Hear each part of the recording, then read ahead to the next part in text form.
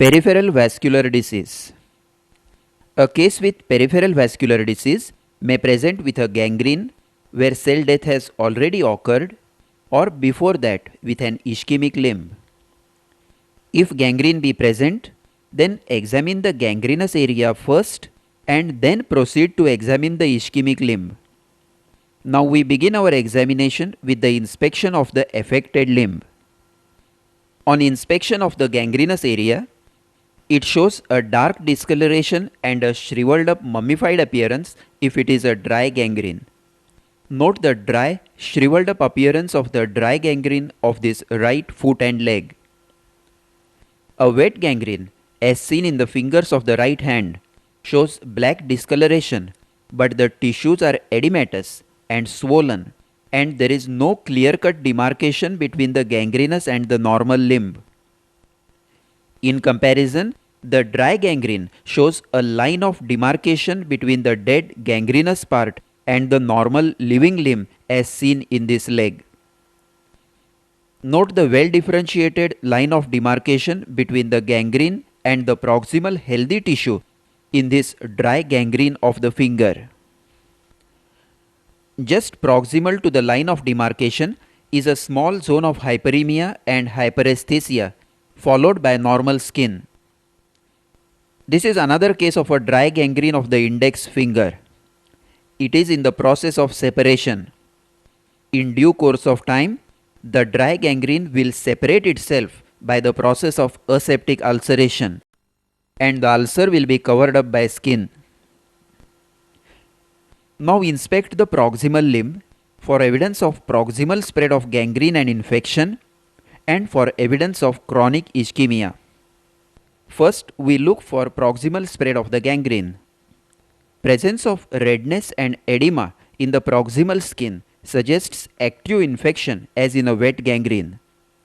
The skin may show blebs, ulceration and black colored skip areas suggesting proximal spread of the gangrene. This bleb proximal to the gangrenous toe indicates a spreading gangrene. Redness, edema and slough around the site of amputation of a gangrenous toe indicate infection and wet spreading gangrene. Note the black colored skip areas in the palm suggesting proximal spread of the gangrene. Skip areas are areas of blackening in the proximal limb independent from the gangrene. Next, we look for signs of chronic ischemia. Observe the skin color of the ischemic limb and compare it with the opposite normal side.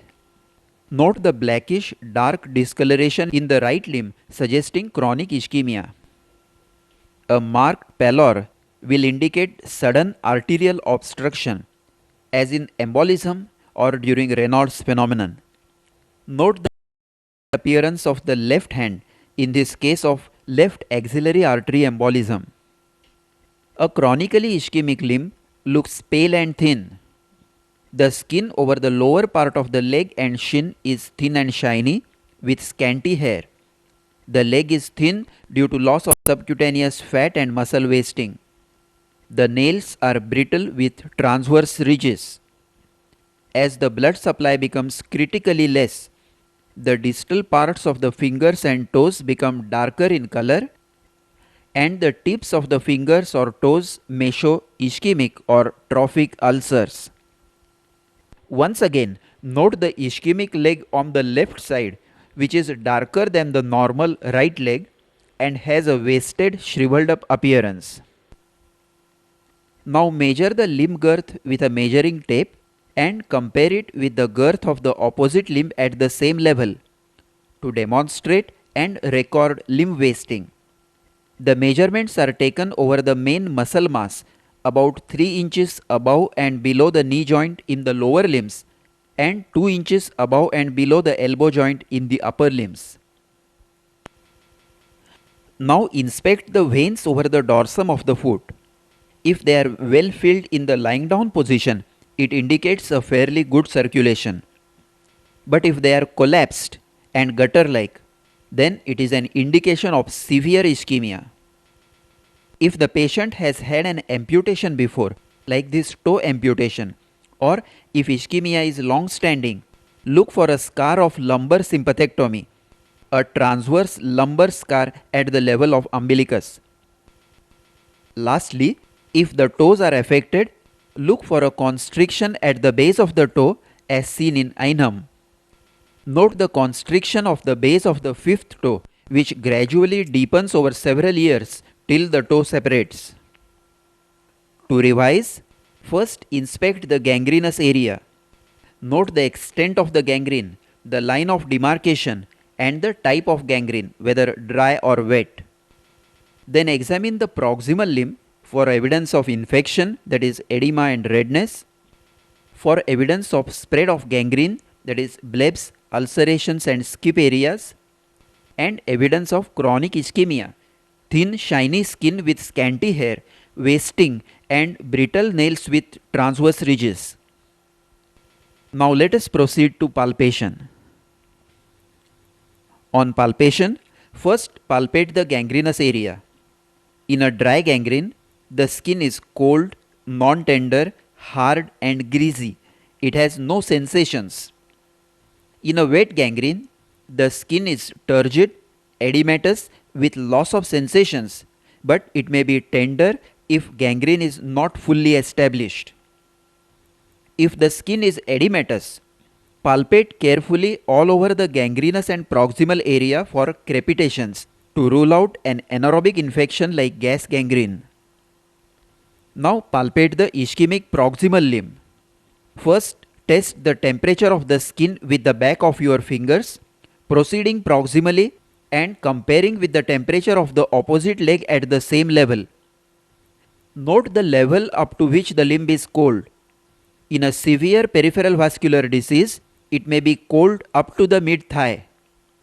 Skin temperature is a good indicator of the state of skin circulation and is important in deciding the level of amputation if required. Now palpate the gangrenous and proximal limb for tenderness.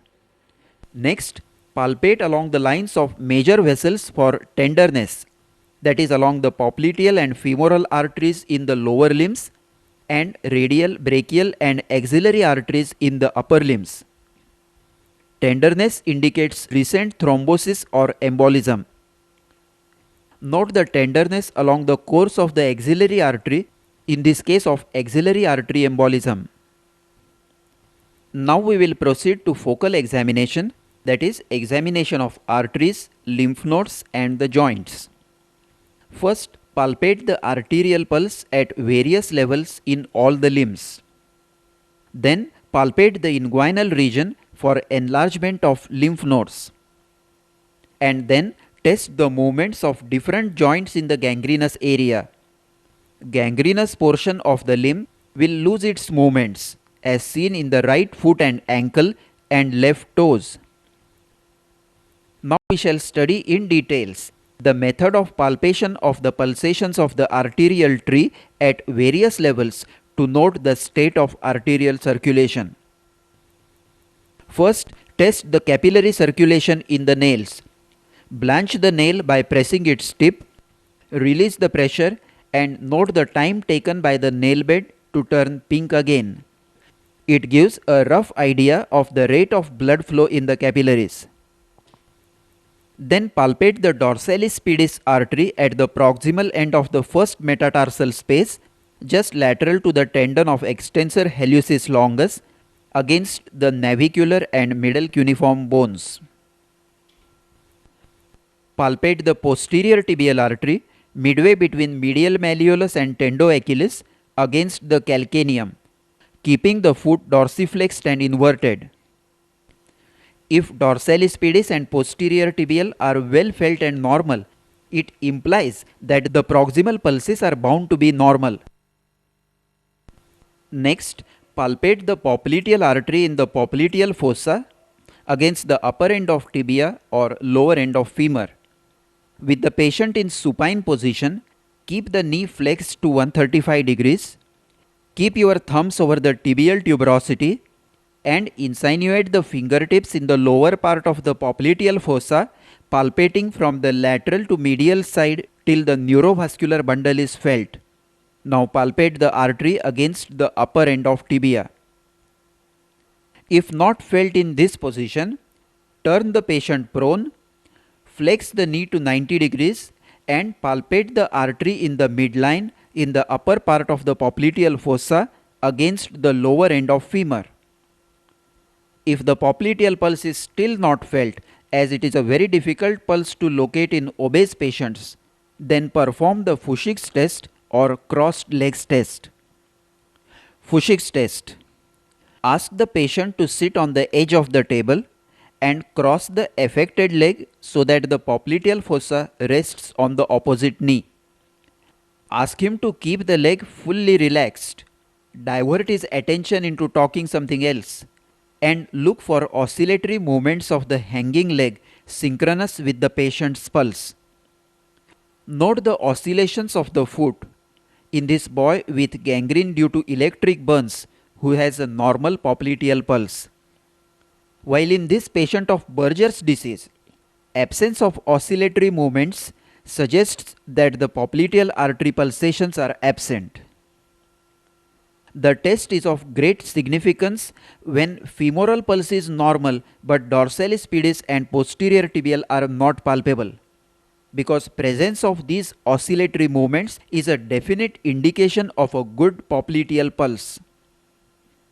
For the femoral artery, with the patient lying supine, keep the leg slightly abducted and externally rotated to relax the deep fascia and palpate in the line of mid-inguinal point just below the inguinal ligament. Femoral artery is felt against the head of femur. Then palpate the abdominal aorta to the left of the midline in epigastric and umbilical areas against the spine. Now palpate the pulsations in the opposite limb and then pulsations in the upper limbs from periphery to the neck. Let us now learn to palpate the pulsations in the upper limbs at various levels. Start at the nails to test the capillary circulation by pressing the nail tip till it blanches and noting the time taken by the nail bed to turn pink again. Palpate the radial artery on the flexor aspect of the wrist just lateral to the tendon of flexor carpi radialis against the lower end of radius. Then palpate the brachial artery in the lower half of the arm just medial to the biceps tendon against the shaft of the humerus and in front of the elbow medial to the biceps tendon. Palpate the axillary artery in the axilla against the head of humerus. Palpate the subclavian artery in the supraclavicular fossa in midclavicular line against the first rib. Then palpate the common carotid artery against the Cassign's tubercle on the transverse process of 6 cervical vertebra between the upper portion of the trachea and sternomastoid. Other palpable arteries, of course they are not of significance in a case of peripheral vascular disease, are superficial temporal artery and the facial artery. Superficial temporal artery is palpated in front of the tragus against the temporal bone, and facial artery is felt against the lower border of the mandible at the anterior border of masseter muscle. Ask the patient to clench his teeth, palpate the masseter and identify its anterior border. Now we proceed to auscultation. After palpation of the arteries, you will know the approximate level of the lock. Now auscultate along the entire course of the artery for a systolic bruit of stenosis, partial obstruction or aneurysm. Also, routinely auscultate over the major arteries, that is abdominal aorta, femorals, popliteals, axillary artery and carotids. Now we will come to some special tests for peripheral vascular disease. Tests for lower limbs. The Berger's test. Ask the patient to lie supine and raise the leg, knees extended to about 90 degrees. If the limb shows marked pallor, then the test is positive. Note the pale white color of the right foot when it is raised. The pallor appears within a few seconds in a severe disease and may take 2 to 3 minutes in a mild disease. If the test is positive, lower the limb, let it resume the normal color, then raise it gradually to note the angle at which the pallor appears. This angle of the leg with the horizontal is termed as Berger's angle of circulatory insufficiency. Berger's angle less than 30 degrees is indicative of very severe ischemia. Note that in this patient, the pallor has appeared at an angle of 30 degrees. Now we will test the capillary filling time. With the patient supine, raise the legs till the affected leg becomes pale. Now ask the patient to sit on the edge of the examination table and hang the legs down. Note the time taken by the affected leg to resume its normal pink color. This is the capillary filling time, and in peripheral vascular disease it may be prolonged to 15 to 30 seconds. Now let the patient sit with the legs hanging for 2 to 3 minutes. The leg will assume a purple-red cyanotic color termed as dependent rubor, indicating impaired circulation. A normal healthy limb will not show any change in color in raised as well as dependent position. Now we will come to some special tests for examination of chronic ischemia in the upper limbs. The Raynaud's phenomenon. If you are suspecting Raynaud's phenomenon, dip the fingers of both hands in ice cold water and watch for blanching or pallor of the fingers. If the fingers become blanched, take the hands out of the cold water. The fingers will become swollen and cyanosed, and gradually, as the spasm of the arteries wears off, they become red and engorged due to flow of blood in the dilated capillaries. Then perform the tests for thoracic outlet syndrome. Addison's test. With the patient sitting on a stool, feel the radial pulse of the affected hand. Ask the patient to turn the face as much as possible towards the affected side. Ask him to take a deep breath. If the pulse becomes feeble or is obliterated, then the Addison's test is positive. The forced inspiration contracts the scalenus anterior, which is an accessory muscle of respiration which elevates the first rib and compresses the subclavian artery at the thoracic outlet. The test is also performed by asking the patient to turn the neck to the opposite side and to take a deep breath, and secondly by keeping the arm extended and pulling it downwards, noting whether the pulse diminishes. Elevated arms stress test. Ask the patient to abduct the shoulders to 90 degrees with maximum possible external rotation, keeping elbows flexed at 90 degrees, thus raising the arms above the head. Now ask the patient to brace the shoulders back and open and close the fists slowly for a period of 3 minutes. If the patient's symptoms of radiating pain, cramps, paresthesia or Raynaud's phenomenon appear, forcing him to stop, then the test is considered as positive for thoracic outlet obstruction. A normal individual will only feel some fatigue in the forearm muscles. Lastly, we will perform the Allen's test for the degree of patency of radial and ulnar arteries. Ask the patient to clench his fists tightly. Now compress both radial and ulnar arteries at the wrist separately using both your hands. Ask the patient to clench and release the fist till blanching occurs. Now ask him to open the fist and release the radial artery. Note the time taken by the hand to regain the normal pink color. Then repeat the test, and after blanching the hand, release the ulnar artery and note the time taken by the hand to regain normal color.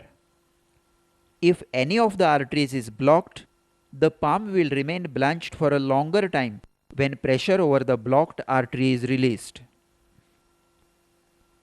To conclude, we started the examination of a case of ischemic limb with a careful inspection of the gangrene and the ischemic limb.